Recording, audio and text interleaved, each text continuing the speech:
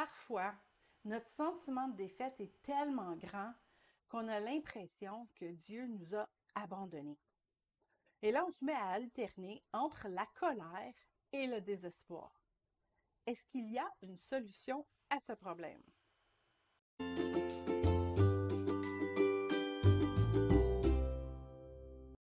Tous les chrétiens passent par là à un moment donné dans leur vie chrétienne.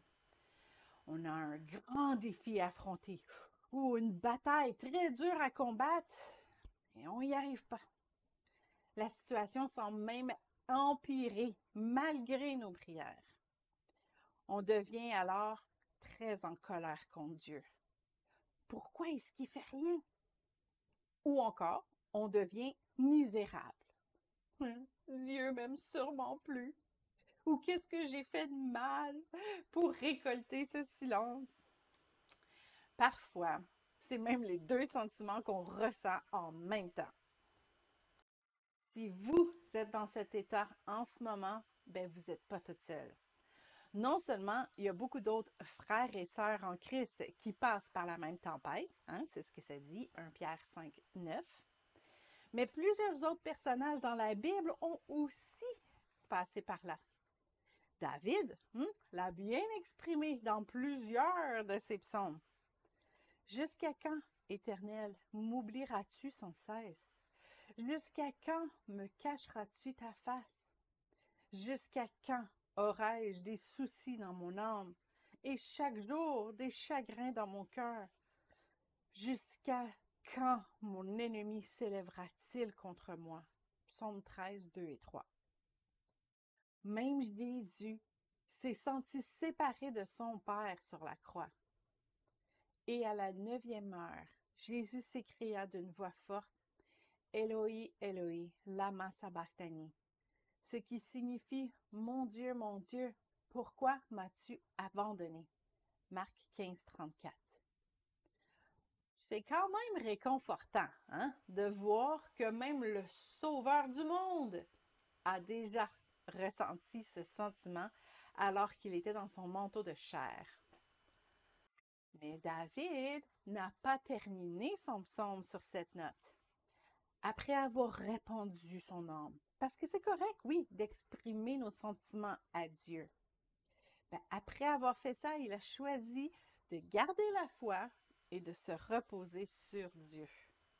Moi, j'ai confiance en ta bonté et j'ai de l'allégresse dans le cœur à cause de ton salut. Je chante à l'Éternel car il m'a fait du bien. Psaume 13, 6. Et c'est un peu la même conclusion qu'a eu Jésus sur la croix. Jésus s'écria d'une voix forte, Père, je remets mon esprit entre tes mains. Et, en disant ces paroles, il expira. Luc 23, 46.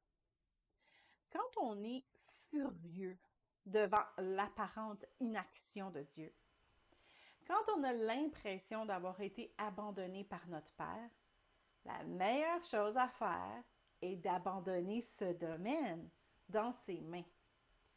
Devant la furie de ses ennemis, David a tout simplement remis l'issue de la bataille dans les mains de Dieu. Peu importe le résultat, qu'il soit en notre faveur ou pas, notre Père céleste reste bon et son amour ne change pas. Malgré la douleur dans son corps et son âme, Jésus a tout simplement remis son esprit entre les mains du Père. Et si nous faisions la même chose? On se sent impuissant devant un géant financier? Eh bien, commençons par vider notre cœur à Dieu et après, remettons l'issue de cette situation entre ses mains. On vient de recevoir un autre diagnostic médical décourageant. On va aller d'abord vider notre cœur à Dieu et après, on remet notre santé entre ses mains. On se sent abandonné de Dieu dans notre célibat.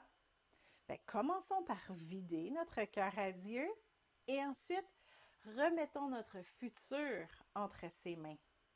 On peut prier quelque chose comme « Peu importe ce qui va m'arriver, Seigneur, je me repose sur le fait que tu es bon et que parce que tu m'aimes, je sais que tu vas prendre soin de moi et que tu vas être glorifié dans ma vie, peu importe le résultat.